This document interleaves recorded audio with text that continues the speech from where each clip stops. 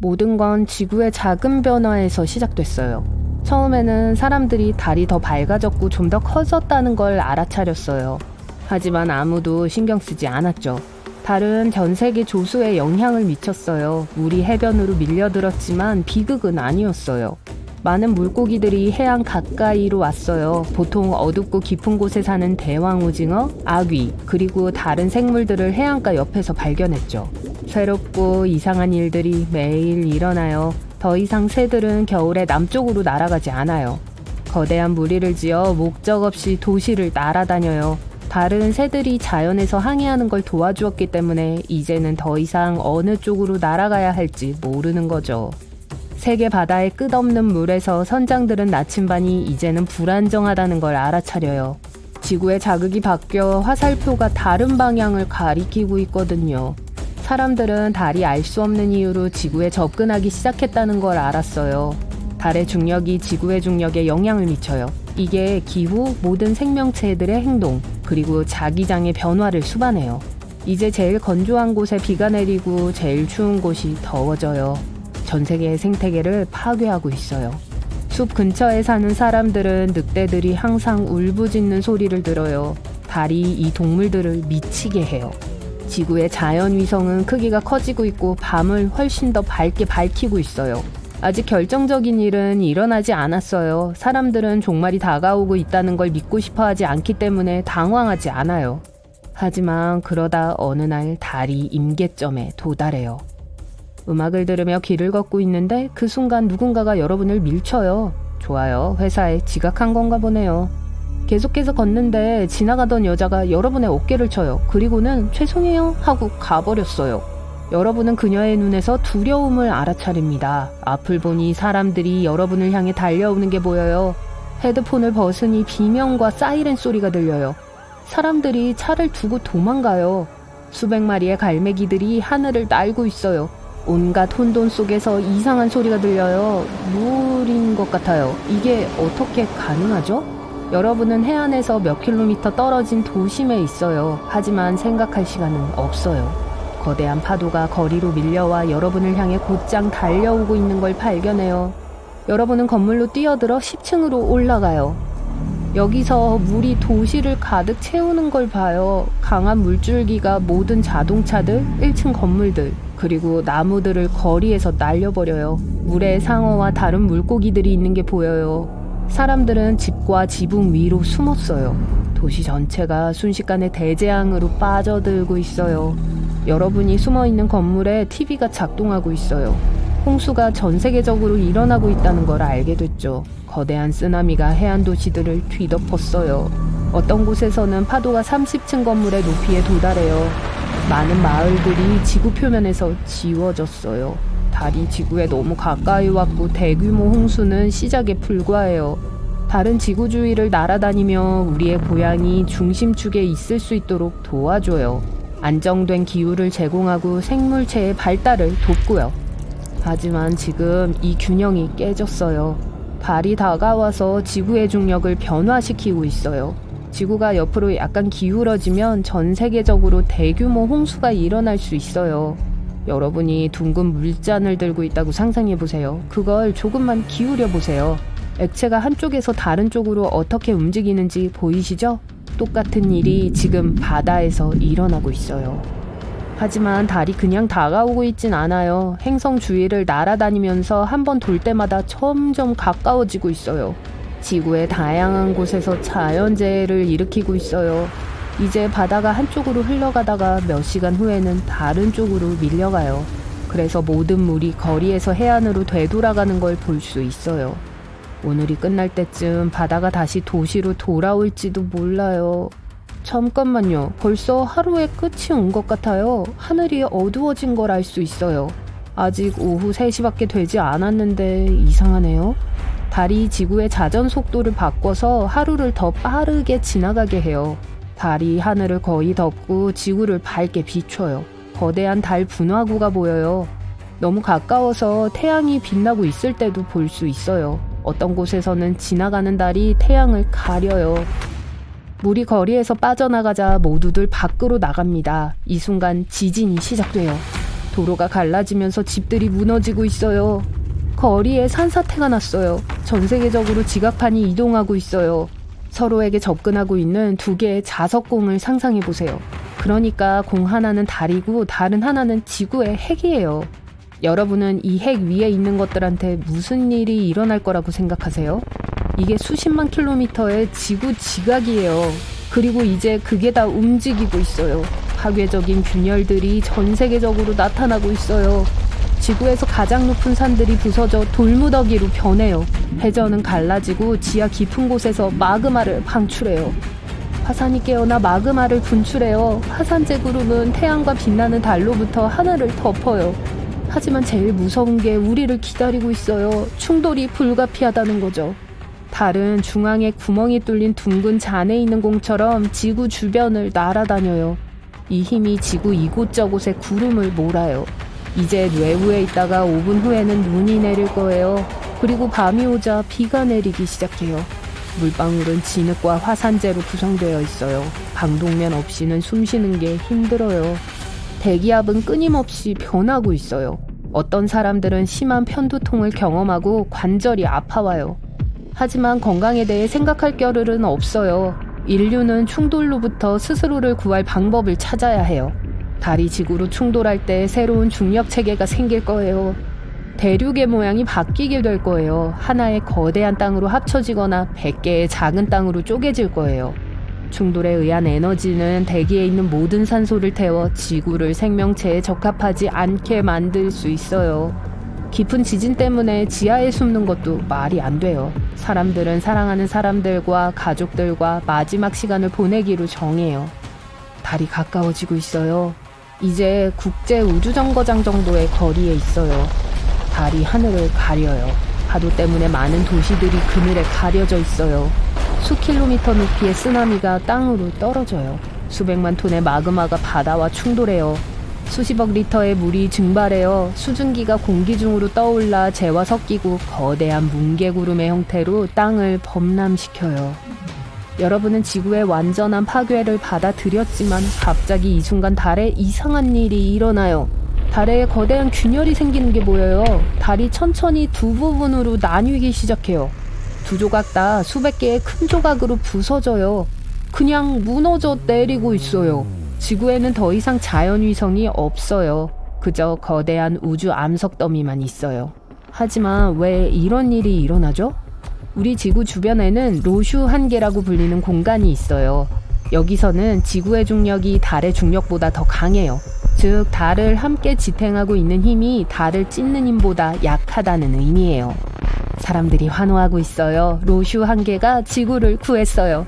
달은 지구에 충돌할 수 없어요. 수백만 개의 조각으로 부서져서 지구 주위에 원을 형성해요. 이제 지구가 토성 같아 보여요. 달 암석 벨트가 우리를 둘러싸고 있어요. 거대한 덩어리들이 가는 길에 있는 모든 것, 우주 파편들을 파괴해요. 위성이 더 이상 작동하지 않아요. 인류는 소통과 항해의 수단을 잃었어요. 사람들은 종이 지도를 다시 써야 할 거예요. 달은 이 사건이 일어나기 전에는 우리 지구의 궤도를 일정한 각도로 유지해줬어요. 이제는 축이 다르게 기울어져 있어요. 한쪽 방구는 태양에 가까워졌고 다른 쪽은 어둠으로 빠졌어요. 북극과 북극 지방이 뜨거운 사막으로 변할 수 있고 지구의 적도는 얼음으로 덮일지도 몰라요. 겨울과 여름이 몇 년 동안 지속될 수 있어요. 달의 잔해들은 지구 주변을 날아다니지만 그중 일부는 지구로 떨어져요. 달 유성우는 도시를 파괴하고 거대한 분화구를 만들어요. 이 모든 사건들이 지구 생명체의 대규모 파괴로 이어져요. 새로운 세계에 적응하는데 수십만 년이 걸릴 거예요. 최근 중국 과학자들이 달에서 뭔가 특이한 결정체를 발견했어요. 게다가 이 결정체에 말 그대로 핵연료를 대체할 수 있는 원소를 포함하고 있다는 걸 알아냈어요. 좀 더 알아봅시다. 달의 구성 요소는 오랫동안 우리에게 수수께끼로 남아있어요. 아폴로 미션이 있는 지 벌써 반세기가 지났어요. 안타깝게도 그 이후로 우리는 달에 여행을 가지 않았기 때문에 달 연구가 그리 쉽지 않다는 게 놀라운 일은 아니에요. 하지만 최근 이 분야의 돌파구를 마련했어요. 2020년 12월 중국 과학자들이 달에 창어 5호 탐사선을 보냈어요.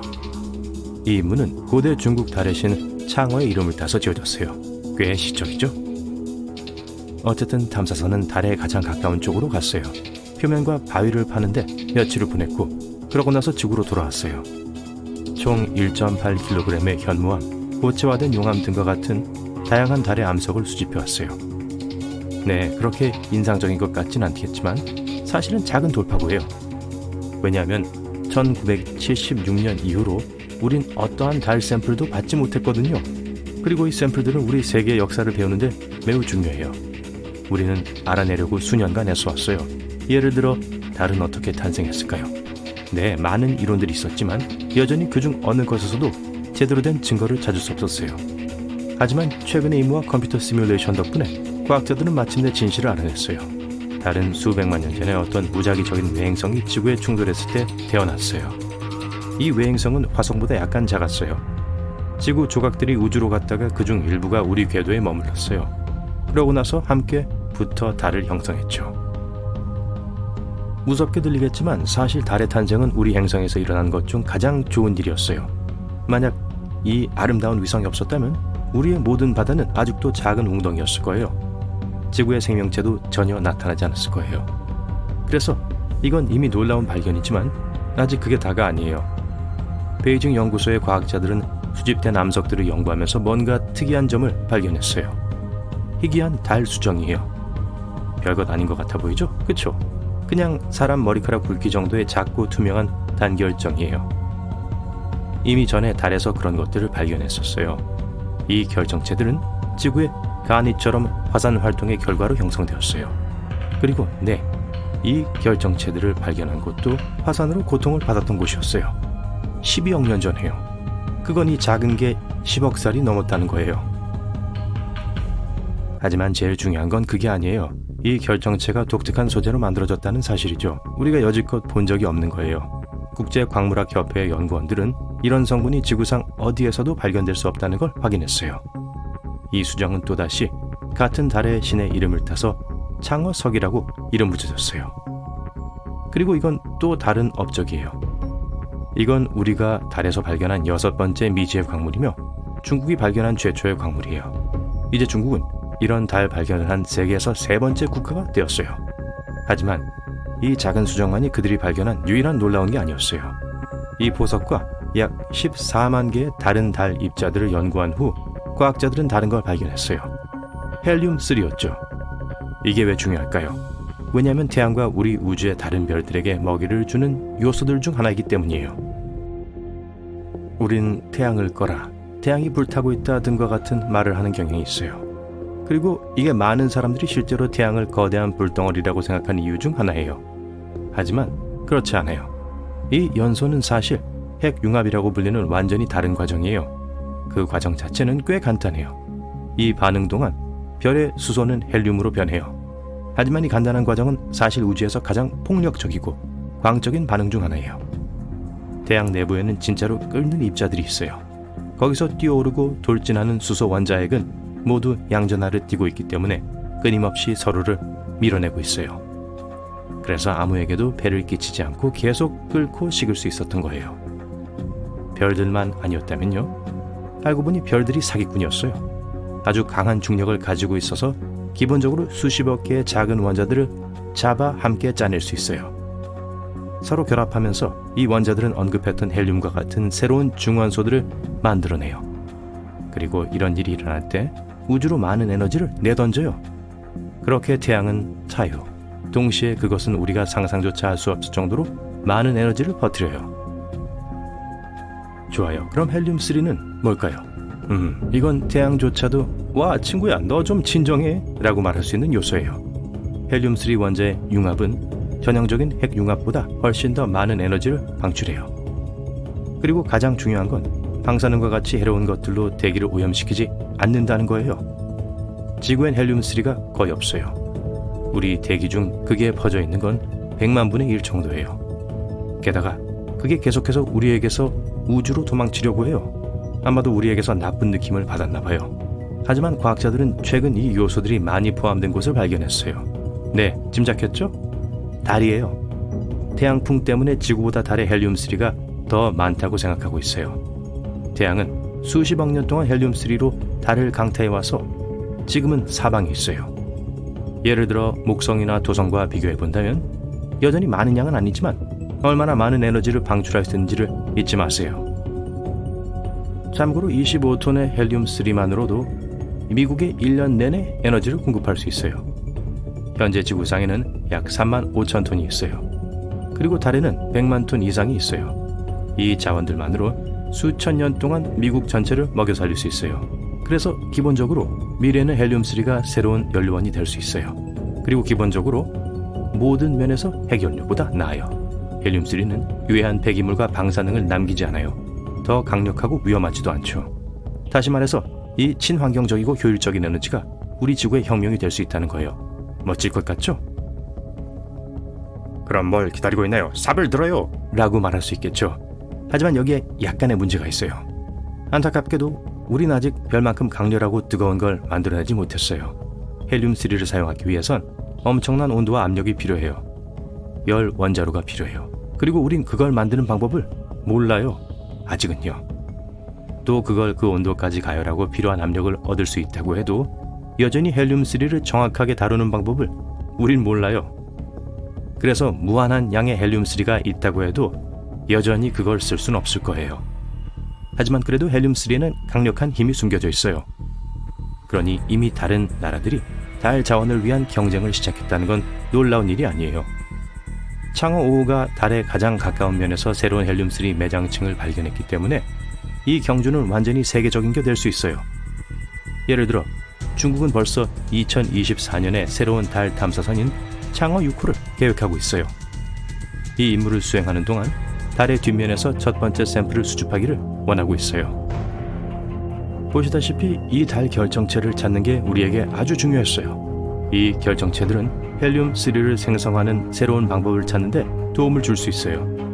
그리고 만약 그렇게 할 수 있다면 인류는 새로운 시대에 접어들 거예요. 하지만 그렇게 하기 위해서 여전히 많은 문제들을 해결해야 해요. 어떻게 하면 이 달 결정체들을 지구로 많이 전달할 수 있을지, 어떻게 하면 에너지를 생산할 수 있을지 등등 말이에요. 미래에는 이런 문제들이 해결되고 우린 깨끗하고 안전하며 무한한 에너지를 생산할 수 있는 방법을 찾을 수 있기를 바랍니다. 달, 어두운 반점이 있는 신비롭고 아름다운 자연 위성이죠. 우린 항상 달의 한쪽 면만 봐요. 그래서 우리에겐 이 모습이 익숙해요. 달이 다른 쪽을 바라보는 걸 상상하기가 어렵죠? 하지만 예전엔 달랐어요. 오호, 엄청 달랐어요. 상상해보세요. 쓰나미를 계속 일으키는 하늘에 떠있는 거대하고 눈부시게 빛나는 위성을요. 우리가 아주 먼 과거로 가서 달이 아주 오래전에 어땠는지 봅시다. 달은 약 45억 년 전에 형성되었어요. 그때 우리의 녹색 푸른 행성은 여전히 우주에서 날아다니는 붉고 엄청나게 불안한 바위 한 조각이었어요. 아직 달이 없어서 지구의 하루는 겨우 6시간밖에 지속되지 않았어요. 즉 낮은 3시간 뿐이었어요. 화산이 곳곳에서 폭발하면서 유독가스가 공기 중으로 방출되었어요. 그리고 많은 운석들이 정기적으로 지구로 충돌했어요. 동시에 45억 년 전에 소위 빅 스플래시가 일어났어요. 또는 과학자들이 말하는 거대 충돌설이요. 이건 한 번 화성 크기의 물체가 지구에 충돌했다는 주장이에요. 화성은 우리 행성보다 약 2배 작기 때문에 타격은 그리 심하지 않았지만 꽤 재앙적이었어요. 이 강력한 충돌로 화성 크기의 물체와 지구 외부층 일부가 떨어져 나갔어요. 이 우주 전체의 중심부는 지구의 밀도 높은 중심부와 합쳐졌어요. 그리고 엄청난 수의 지구 파편들이 우주로 날아갔죠. 그래서 이게 달의 시작이었어요.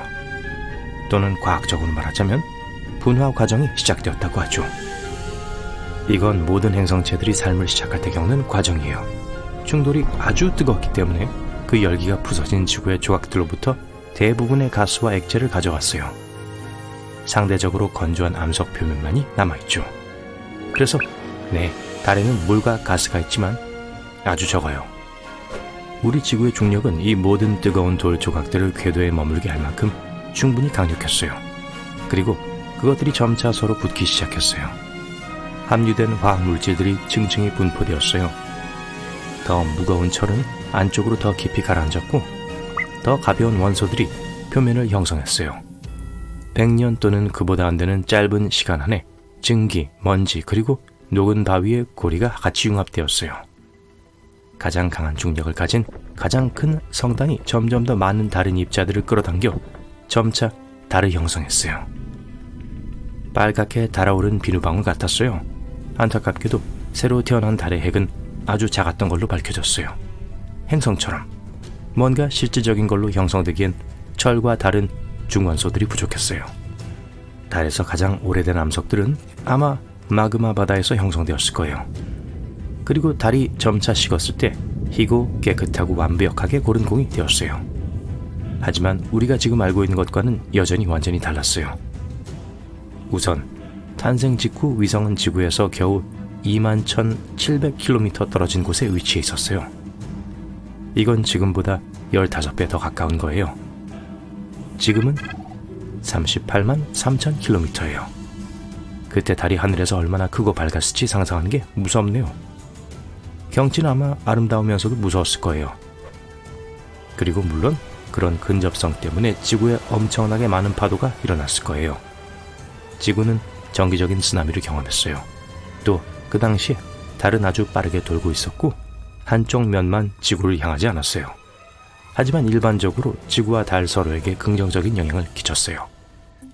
예를 들어 우리의 하루를 24시간 지속되게 해준 건 달이었어요. 지금 지구의 축은 대부분 태양 주위를 도는 궤도면으로부터 23.5도 기울어져 있어요. 달 없이는 지구는 빠르게 회전해요. 하지만 달 덕분에 지구의 기울기가 안정되었고 이게 지구의 넓고 쾌적한 다양한 기후로 이어졌죠. 공평하게 말하자면 지구의 중력 또한 달을 도왔어요. 그 덕분에 달은 점점 우리로부터 멀어지면서 점점 더 천천히 자전하기 시작했어요.